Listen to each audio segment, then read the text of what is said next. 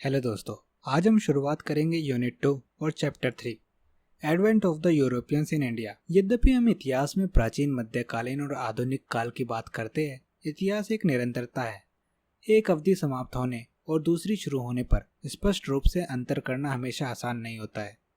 इसलिए यदि हम आधुनिक भारत के इतिहास को यूरोपीय लोगों के आगमन के साथ शुरू करने के बारे में सोचते हैं तो हमें उस समय पर वापस जाने की जरूरत है, जिसे आमतौर पर मध्ययुगीन काल माना जाता है, यानी 15वीं शताब्दी। वास्तव में मुगलों के आने और अपना साम्राज्य स्थापित करने से पहले भी भारत के लिए समुद्री मार्ग की खोज 7वीं शताब्दी में रोमन साम्राज्य के पतन के बाद अरबों ने मिस्र और फारस पर अपना प्रभुत्व स्थापित कर लिया था।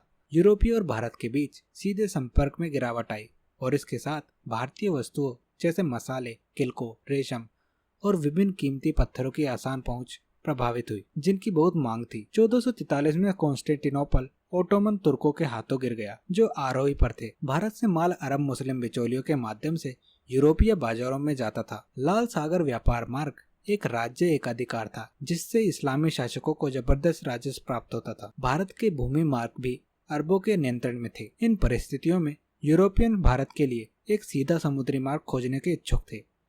15वीं शताब्दी का यूरोप अन्वेषण के आह्वान के साथ पुनर्जागरण की भावना से जकड़ा हुआ था। उसी समय यूरोप ने जहाज निर्माण और नेविगेशन की कला में काफी प्रगति की, इसलिए पूर्व के अज्ञात कोनों तक पहुंचने के लिए साहसिक समुद्री यात्राओं के लिए पूरे यूरोप में उत्सुकता थी। यूरोप के कई क्षेत्रों का आर्थिक विकास भी खेती के तहत भूमि के विस्तार के साथ तेजी से प्रगति कर रहा था। एक उन्नत हल की शुरुआत वैज्ञानिक फसल प्रबंधन जैसे फसल रोटेशन और मांस की आपूर्ति में वृद्धि, जिसे खाना पकाने के लिए, मसालों के लिए भी कहा जाता है, और संरक्षण के लिए। इसके साथ प्राच्य विलासित के सामानों की मांग भी बढ़ी। वेनिस और जेनुआ, जो पहले प्राच्य वस्तुओं के व्यापार के माध्यम से समृद्ध हुए थे, शक्तिशाली तुर्कों को लेने के लिए या अपने दम पर प्रमुख अन्वेषण करने के लिए बहुत छोटे थे। उत्तरी यूरोप के लोग पुर्तगाल और स्पेन को पैसे और पुरुषों की मदद करने के लिए तैयार थे।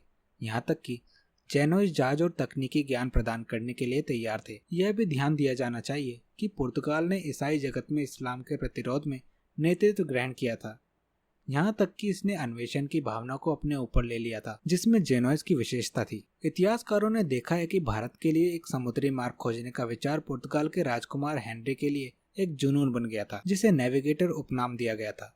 इसके अलावा वह पूर्वी मध्य सागर के मुस्लिम वर्चस्व और भारत को यूरोप से जोड़ने वाले सभी मार्गों को दरकिनार करने के लिए एक रास्ता खोजने के लिए उत्सुक था। पोप निकोलस वी ने 1454 में प्रिंस हेनरी को एक बैल दिया, उन्हें इस्लामिक प्रभाव से लड़ने और ईसाई धर्म के प्रसार के प्रयास में पूर्व के दूर के तटों तक समुद्र को नेविगेट करने का अधिकार प्रदान किया, विशेष रूप से भारत तक।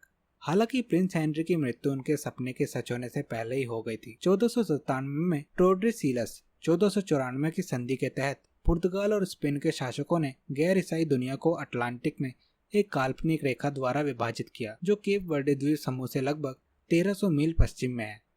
संधि के तहत पुर्तगाल लाइन के पूर्व में सब कुछ दावा कर सकता है और कब्जा कर सकता है, जबकि स्पेन पश्चिम में सब कुछ दावा कर सकता है।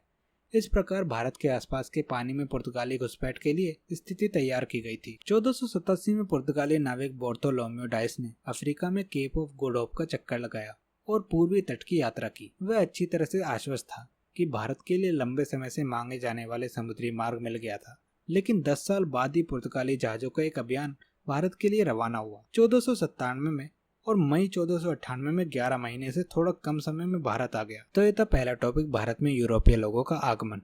वीडियो पसंद आए वीडियो को लाइक करें, सब्सक्राइब करें और कमेंट जरूर करें।